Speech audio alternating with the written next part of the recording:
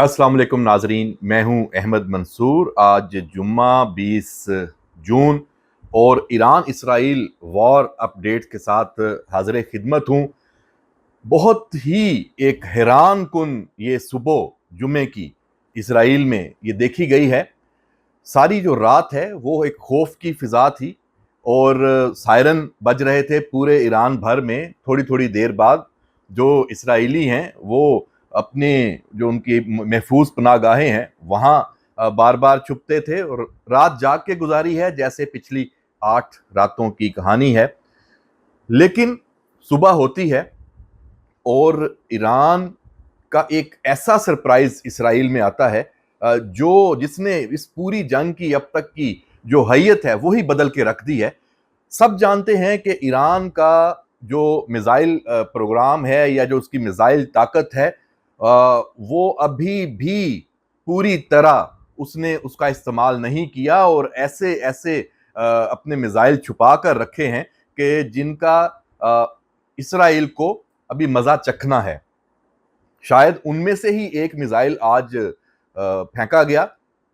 एक मिसाइल वो फायर किया गया और उस एक मिसाइल को इसराइल का जो डिफेंस सिस्टम है, मिसाइल डिफेंस सिस्टम जदीद तरीन, वो इंटरसेप्ट नहीं कर सका। सोया रहा या वो कॉम्प्रोमाइज हो चुका है या उस पर कोई साइबर अटैक हुआ है, उसको पता ही नहीं चला। ना आयरन डोम, ना एरो 3, ना अमेरिका ने जो थार्ड भेज रखा है इसराइल इस जंग के फौरन बाद इसराइल की मदद के लिए। वो एक मिसाइल उसने इसराइल का जो एक शहर है जनूबी इसराइल का उससे हिट किया है और बीर अल सबा उसे कहते हैं शहर का जो नाम है। और वहां पे टारगेट किया है जो साइबर पार्क है, टेक पार्क है, उसकी एक अहम बिल्डिंग को। और वहां जख्मी भी हैं और उसके बाद और हमले भी हैं। तो सुबह को जो रात भर नहीं किया, कार्रवाई नहीं की, तो ये लेटेस्ट जो कार्रवाई है ईरान की ये शुरू है। और रात हमले ईरान पर इसराइल ने भी किए हैं। उसमें अस्फहान और तेहरान और जनूबी ईरान के इलाके हैं वहाँ स्ट्राइक्स की हैं जो जंगी तैयारे हैं उनके ज़रिए भी और मिसाइलों के ज़रिए भी टारगेट हिट किए गए हैं। जो ईरान की जौहरी तनसीबात हैं उस हवाले से तो अभी खामोशी है। क्यों? ये मामला शुरू उस पे हुआ था और इसराइल अभी तक उनको खातर खा नुकसान नहीं पहुंचा सका। इवन जो वहां पे काम करने वाले रूसी माहरीन हैं वो मौजूद हैं और उनकी तादाद सैकड़ों में है। ये रूस से खबरें आई हैं कि उन्होंने उनको वापस नहीं बुलाया। इसका मतलब ये हुआ कि वो तनसीबात इंतहाई महफूज हैं। और इसी हवाले से जुड़ी एक और जो पेशरफ्त है, जो खबर है, वो ये है कि ट्रंप ने जो सिचुएशन रूम में ब्रीफिंग हालिया लेटेस्ट ली है उसमें सिर्फ और सिर्फ इस बात का जायजा लिया गया है कि क्या अमेरिका ईरान पर अगर हमला करता है तो ईरान की जो जौहरी तनसीबात हैं, जो सबसे बड़ी जो उनकी जौहरी तनसीब है, जो प्लांट है, वहां पे 300 मीटर या 300 फीट ये कहा जा रहा है कि उसकी गहराई में वो पूरा एक शहर बसा हुआ है। तो क्या बंकर बस्टर जो अमेरिका के पास हैं, जो B1 B2 से गिराए जा सकते हैं, उनके जरिए वहां उस पर तबाही लाई जा सकती है। ट्रंप ने अपनी जो फोर्सेस हैं, अपनी जो लीडरशिप है, उसे कहा है मिलिट्री की कि तब तक हमला ईरान पे नहीं करना जब तक ये यकीनी ना हो जाए कि ईरान की जौहरी तनसीबात को हम मुकम्मल तबाह कर सकते हैं। इसका एनालिसिस किया जाए और इस हवाले से जो दीगर मालूमात हैं वो हासिल की जाएं। पहले जो दीगर मिसाइल्स हैं जो बॉम्बिंग करनी है उससे उस एरिया को सॉफ्ट करके फिर बंकर बस्टर है वो मारा जाए। क्यों? क्योंकि अमेरिका ये चाहता है कि उसका अगर हमला हो तो वो हमला किसी सूरत नाकाम ना हो। इसकी बिल्कुल भी गुंजाइश नहीं है क्योंकि फिर जो हशर इसराइल का इस वक्त हो रहा है वो फिर अमेरिका तक भी उसके असरात आएंगे, उसकी फौजी ताकत पे, फौजी कुव्वत पे वो सवालात उठेंगे। जबकि दूसरी तरफ इसराइल की सूरत हाल, जैसे मैंने पहले बताई, माइक्रोसॉफ्ट की बिल्डिंग को भी टारगेट किया गया।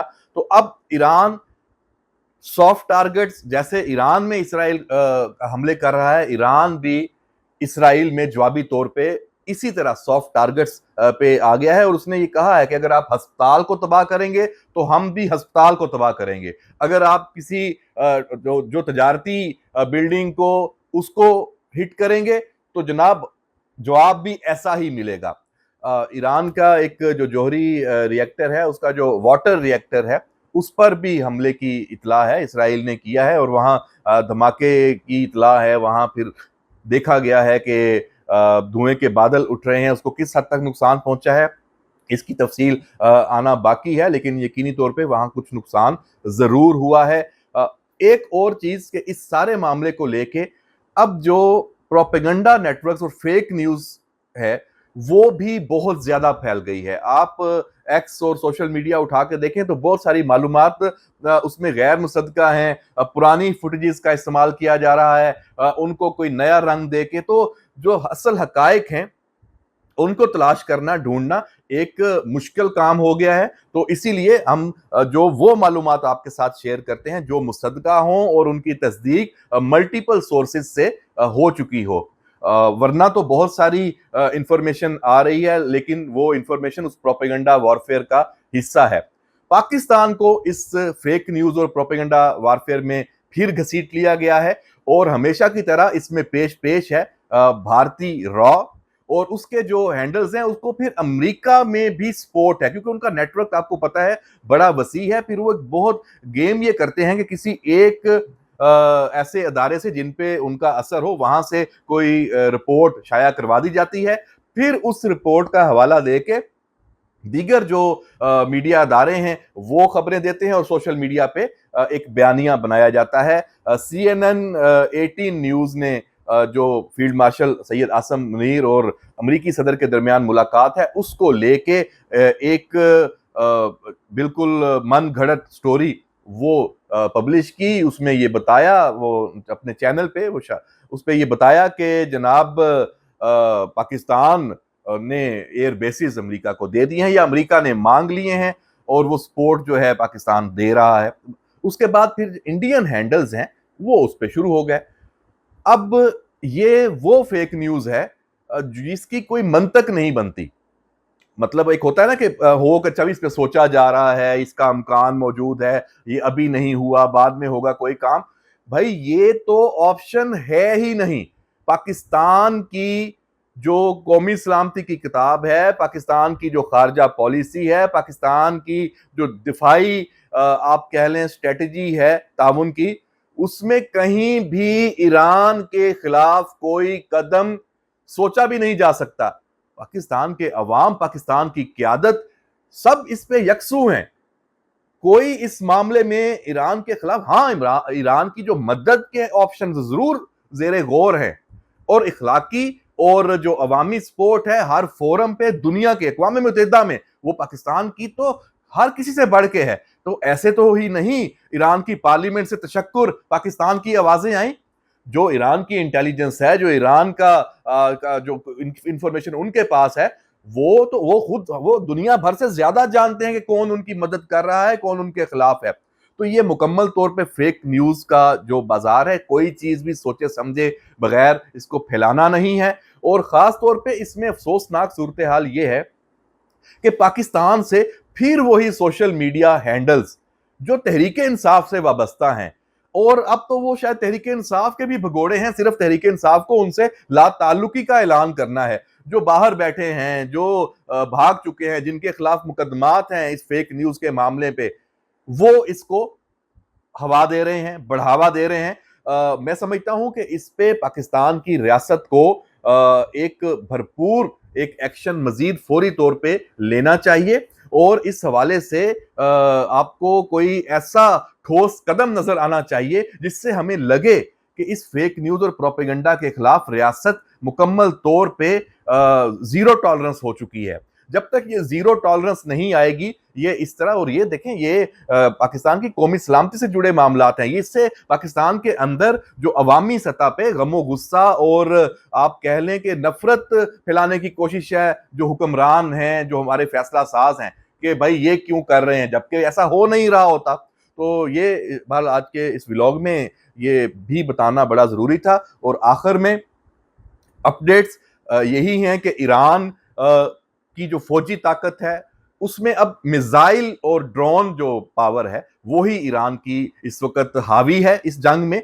और रूस ने भी ये कह दिया है कि ईरान में जो आप एक तो जोहरी आप सलाहियत के खिलाफ कार्रवाई है वो भी अनएक्सेप्टेबल है, और रजीम चेंज के ऊपर तो बात करना भी नाकाबिले बर्दाश्त है। ये रूस की तरफ से भी मैसेज आया है। तो ब्लॉक भी बनना शुरू हो गए हैं।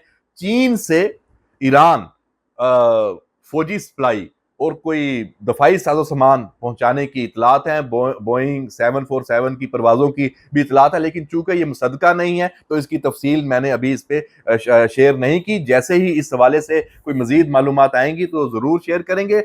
ईरान इस वक्त तन्हे तन्हा लड़ रहा है इसराइल के खिलाफ, और इसराइल को उस मुजाहमत का सामना है, तारीखी मुजाहमत का ईरान की तरफ से, जिसका उसने शायद ख्वाब में भी ना सोचा हो। तो ये अपडेट्स देखते हैं कि अमेरिका ने भी 2 हफ्ते मजीद ले लिए हैं कि इस जंग में वो शामिल होता है। फौरी तौर पे ये फैसला क्यों किया है, इसको फील्ड मार्शल सैयद आसम मुनीर की सदर ट्रंप के साथ जो मुलाकात है उससे भी जोड़ा जा रहा है, और इसको इससे भी जोड़ा जा रहा है कि सदर ट्रंप और अमेरिका अब हर सूरत में ये यकीनी बनाना चाहता है कि एक तो सफारती हल निकल आए, वरना अगर वो इस जंग में जाता है तो इतनी तैयारी के साथ जाए, इतनी प्लानिंग के साथ जाए कि नाकामी का ऑप्शन ना हो, वरना अमेरिका की जो चुदराहट है वो बिल्कुल उसको बहुत हजीमत उठाना पड़ेगी और वो चुदराहट खत्म हो जाएगी।